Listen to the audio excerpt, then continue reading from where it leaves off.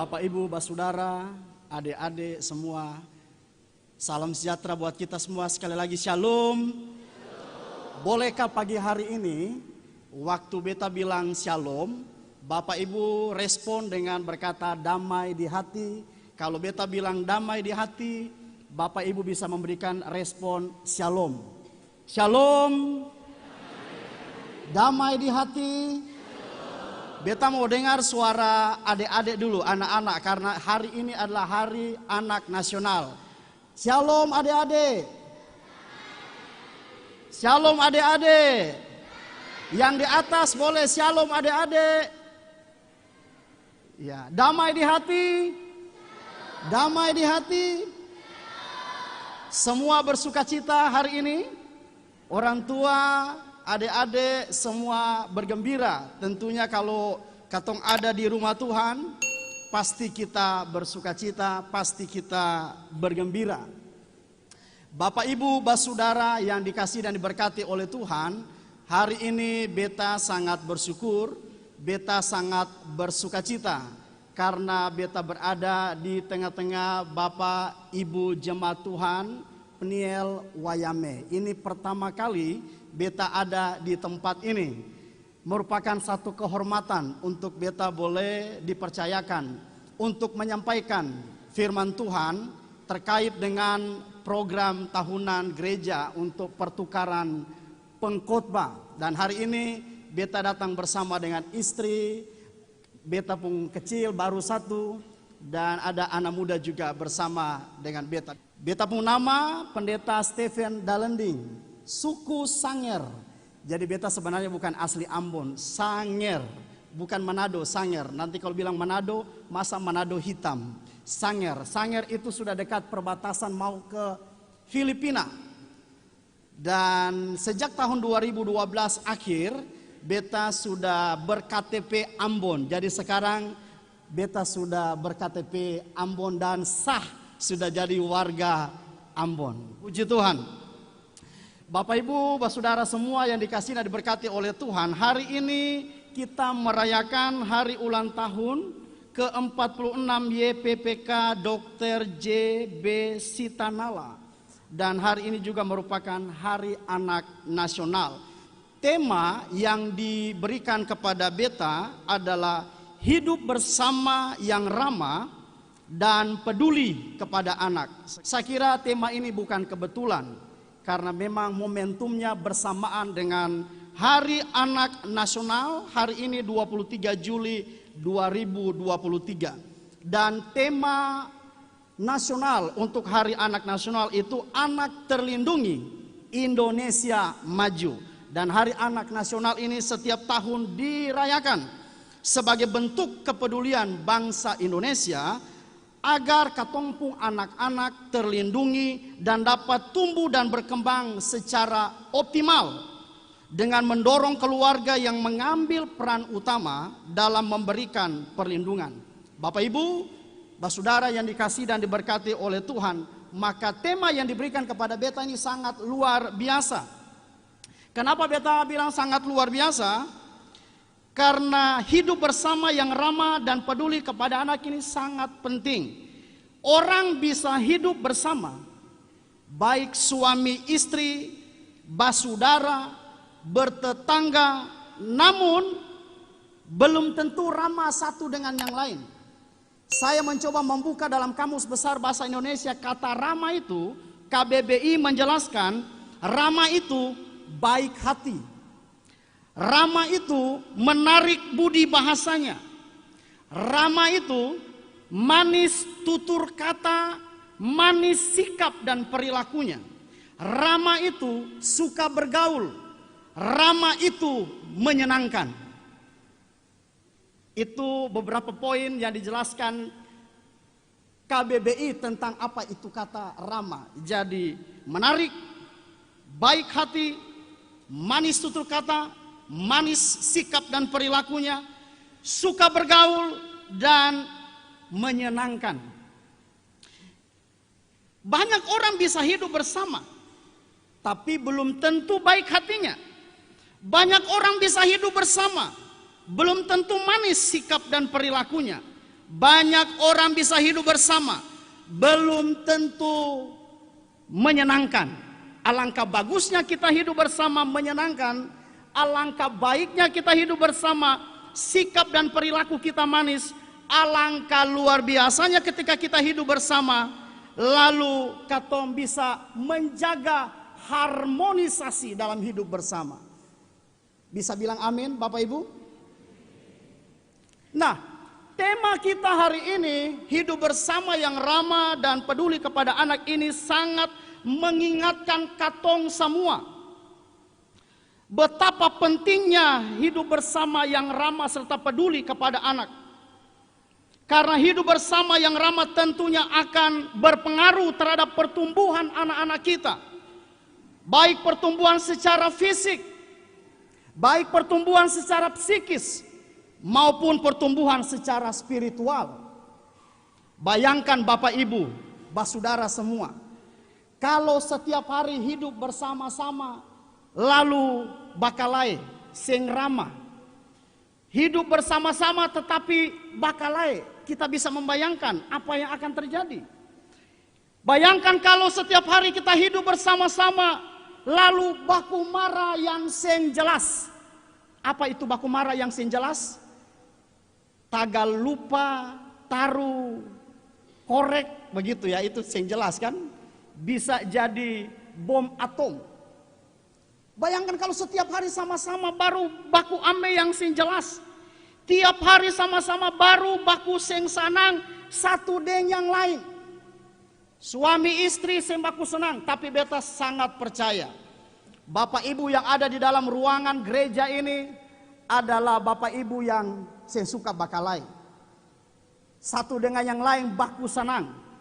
Yang di atas, yang di bawah, di kiri beta, di kanan beta.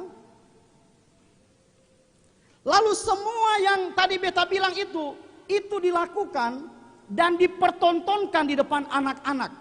Anak-anak melihat bapak dan mamanya bakalai. Anak-anak melihat bapak dan mamanya baku cigi rambu.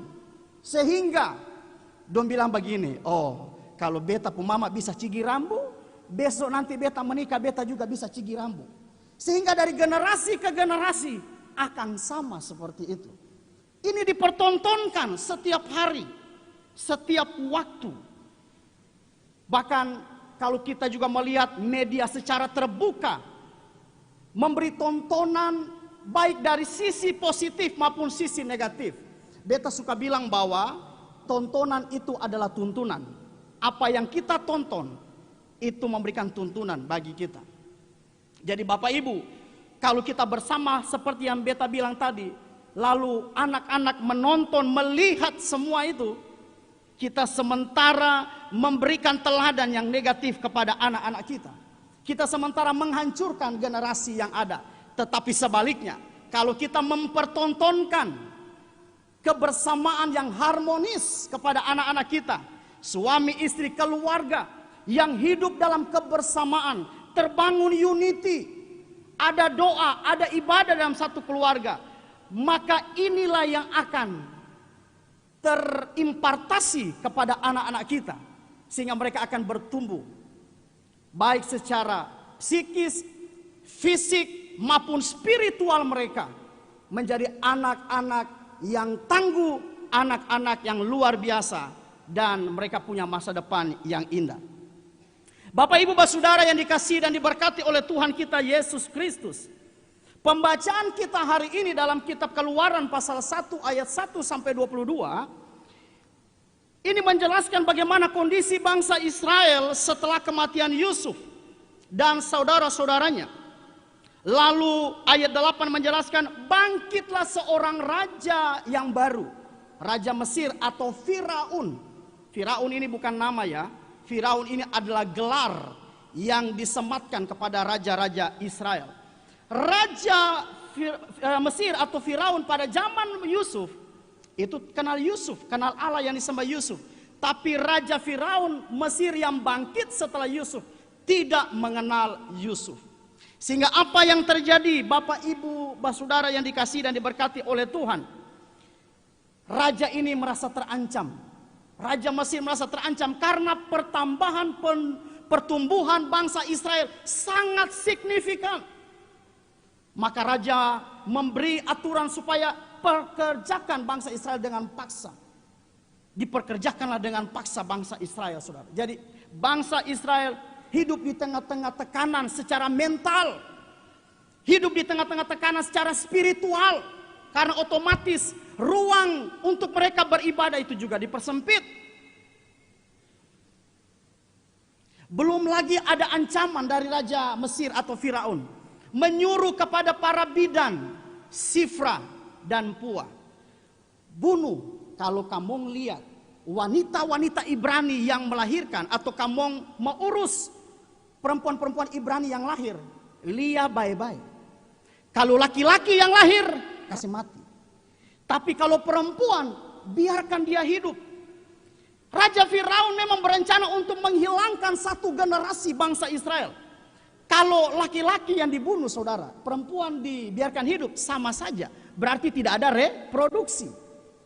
Kalau cuma perempuan yang hidup, anak-anak perempuan yang dibiarkan hidup, laki-laki tidak ada, berarti bangsa Israel akan kehilangan generasi selanjutnya. Generasi akan putus. Dan itu kerinduan Firaun, itu kerinduan Raja Mesir. Tetapi dengar, Allah yang kita sembah, Tuhan yang kita sembah adalah Tuhan yang punya banyak cara untuk terus menghadirkan generasi-generasi yang takut akan Tuhan. Terbukti melalui tangan para bidan yang bernama Sifra dan Pua. Anak-anak laki-laki dibiarkan, termasuk Musa. Hidup dan Musa menjadi instrumennya Allah untuk menyelamatkan bangsa Israel keluar dari tanah perbudakan. Bapak, ibu, mama-mama, orang tua, saudara harus meyakini, mengimani bahwa anak-anak saudara akan menjadi alat Tuhan di kemudian hari. Akan menjadi instrumennya Allah di kemudian hari. Makanya jangan sedikit-sedikit bilang begini sama anak-anak, pambodo, nau-nau.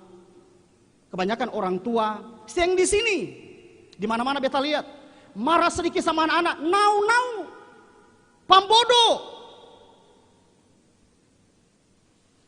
Lebih ironi lagi kalau dia lihat dia pun anak, dia bilang, oh saya kasih pun papa tuh bodoh. Akhirnya apa? Bapaknya bilang, apa? Oh saya yang bodoh bukan beta. Lalu disangkut pautkan lagi, nenek, nenek soal marhumah lama, tete soal marhumah lama disebut-sebut. Kalau itu ada di sini, Bapak Ibu yang dikasih Tuhan, jangan dipelihara tabiat-tabiat seperti itu. Menyadari bahwa generasi kita adalah, anak-anak kita adalah satu anugerah yang dipercayakan oleh Tuhan. Latihlah mulut kita untuk memperkatakan perkataan yang benar buat anak-anak kita. Israel tidak kehilangan generasi. Ketika hadir Musa, beta yakin itu karena peran Sifra dan Pua. Musa menjadi alat pembebas bangsa Israel. Jangan salah Bapak Ibu. Yang duduk katumpu anak-anak hari ini, mungkin sekarang katong lihat cengengesan. Tapi siapa mau tahu 10 tahun kemudian? Siapa mau tahu 15 tahun kemudian? Siapa mau tahu 30 tahun kemudian? Mereka adalah para pemimpin, wali kota, bisa saja presiden. Tidak ada yang mustahil. To God nothing is impossible. Ada amin saudara? Bapak Ibu yang dikasihi dan diberkati oleh Tuhan, adik-adik semua, dari teks Alkitab di atas yang sudah kita baca, ada beberapa hal penting yang harus kita perhatikan baik-baik. Baik kita sebagai orang tua, sebagai gereja Tuhan, sebagai bentuk kepedulian kita kepada anak-anak kita. Yang pertama, sekali lagi kita harus perhatikan ini. Yang pertama, kita perlu mewaspadai yang namanya spirit Firaun. Firaun yang dimaksudkan di sini dalam teks yang kita sudah baca. Anda bisa baca ayat yang ke-22 bagaimana Firaun memerintah untuk membunuh semua anak laki-laki. Firaun memang sudah mati. Tetapi roh Firaun itu masih ada. Apa itu spirit Firaun? Dalam teks di atas, spirit Firaun adalah satu roh atau kekuatan yang sifatnya membunuh anak. Di zaman sekarang bisa saja bukan membunuh secara fisik, tetapi membunuh secara mental, spiritual anak-anak. Dengan bagaimana? Melalui kata-kata kutukan, dengan sumpah serapah, kata-kata kotor yang selalu ditujukan kepada anak-anak kita. Belum lagi saudara, tindakan aborsi ilegal yang banyak terjadi di Indonesia. Dan menurut data, ada sekitar 2-3 juta janin yang digugurkan atau aborsi ilegal. Belum lagi ada orang tua yang tega, mohon maaf, menghamili anak kandungnya sendiri. Belum lagi ada anak kandungnya sendiri membunuh orang tuanya. Dan ini realita-realita yang sementara terjadi di sekitar kita. Ini yang saya bilang, waspadai dengan spirit Firaun. Efesus 6 ayat 4 berkata, dan kamu janganlah bangkitkan amarah di dalam hati anakmu, tetapi didiklah mereka dalam ajaran dan nasihat Tuhan. Kolose 3 ayat 21, janganlah sakiti hati anakmu, supaya jangan tawar hatinya. Jangan sampai kita kehilangan generasi yang takut Tuhan. Jangan sampai kehilangan gereja kehilangan generasi yang takut Tuhan. Jangan sampai bangsa dan negara Indonesia kehilangan generasi yang takut akan Tuhan. Hal yang kedua yang harus kita perhatikan dari teks yang kita baca adalah kita perlu memiliki spirit seperti yang dimiliki oleh bidan Sifra dan Pua. Baca di Keluaran pasal 1 ayat 17 sampai 21. Firaun bilang bunuh, tapi mereka lebih memilih takut akan Tuhan.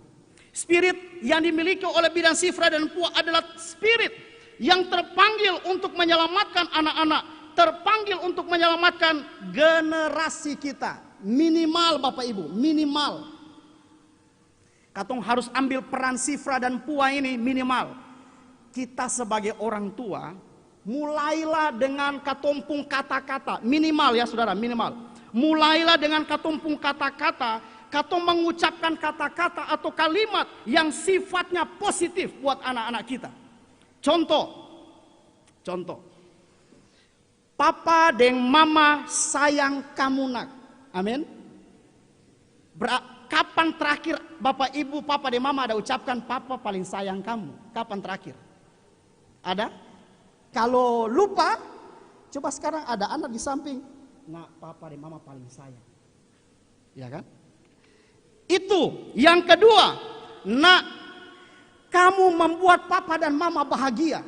Kalau ketemu anak diucapkan begitu kan senang. Jangan bilang, bikin susah Papa dan Mama saja. Papa dan Mama menderita. Ketemu anak-anak lahir kan dosa minta. Betul? Jadi jangan salahkan anak. Yang ketiga, Papa dan Mama bangga padamu. Jadi kalau terima raport anak belum juara, jangan pukul. Pukul sampai anak, aduh. Bilang, biar seng juara tapi kamu tetap terbaik. Berikut apa lagi? Kamu anak istimewa. Bapak Ibu di hari anak nasional ini, ucapkanlah kalimat yang berkata, engkau papapu anak yang paling istimewa. Adik-adik, kalau Papa dan Mama bilang anak istimewa senang kaseng. Anak-anak, kalau Papa dan Mama bilang anak istimewa senang kaseng, saya usah kasih uang. Dengar begitu saja hati senang. 5. Kamu pasti bisa.